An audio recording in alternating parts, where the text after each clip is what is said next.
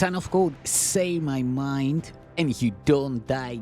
Give as you receive, and your release is Satan. This is the part 4 of this series, True Prayer.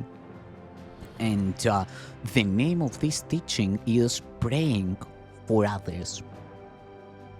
We said that prayer is always for yourself, and this is so. Why then should you pray for others at all?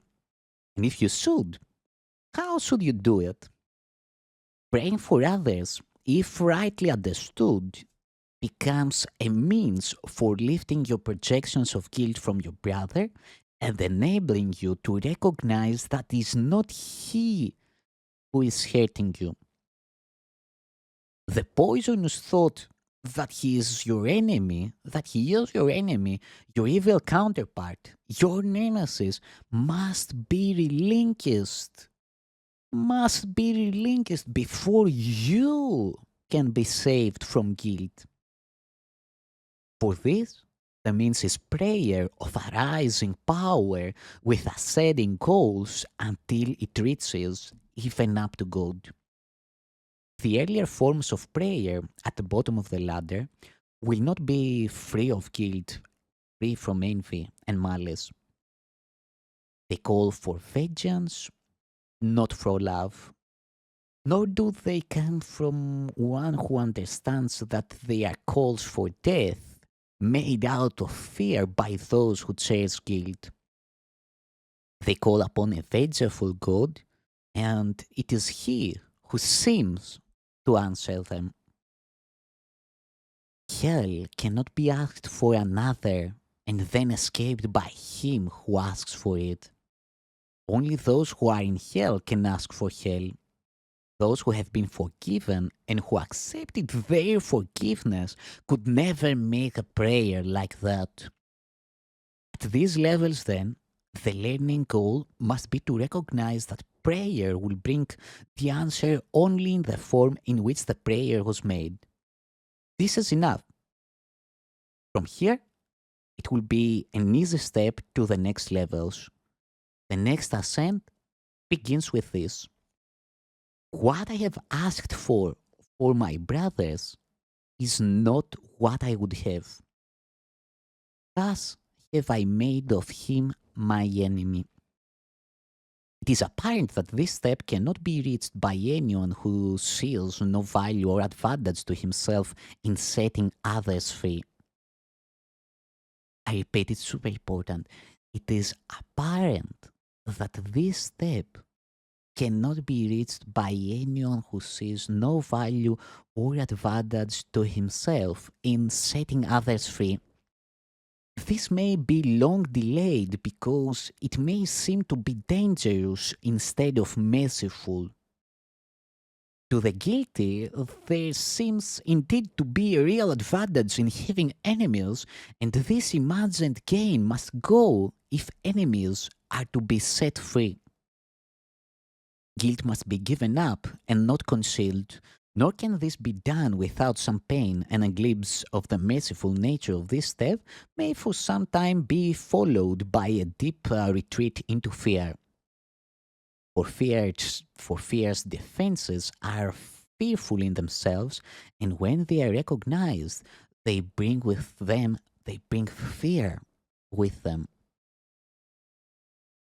Yet, what advantage has an illusion of escape ever brought to a prisoner? His real escape from guilt can lie only in the recognition that guilt is gone. And how can this be recognized as long as he hides it in another and does not see it as his own?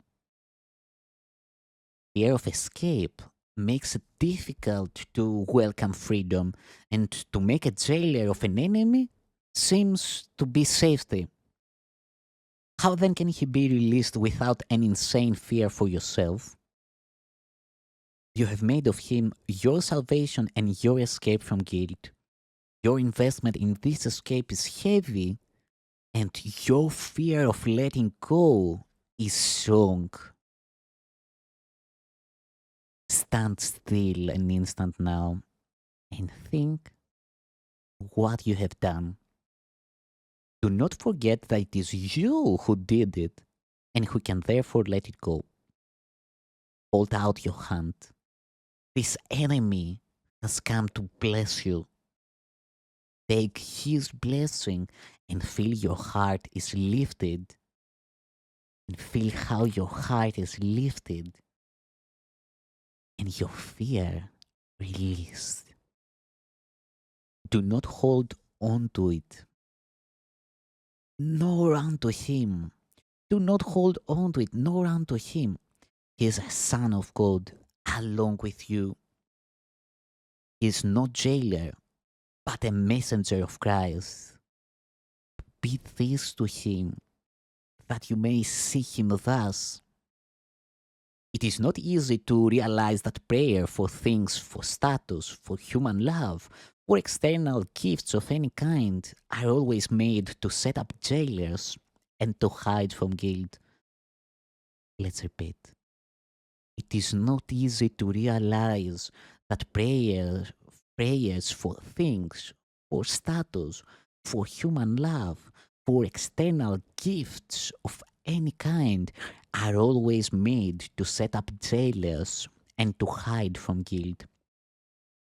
These things are used for goals that substitute for God and therefore distort the purpose of prayer. The desire for them is the prayer. One need not ask explicitly.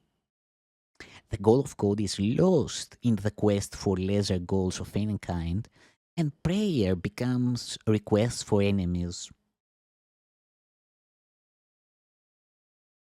Power of prayer can be quite clearly recognized even in this.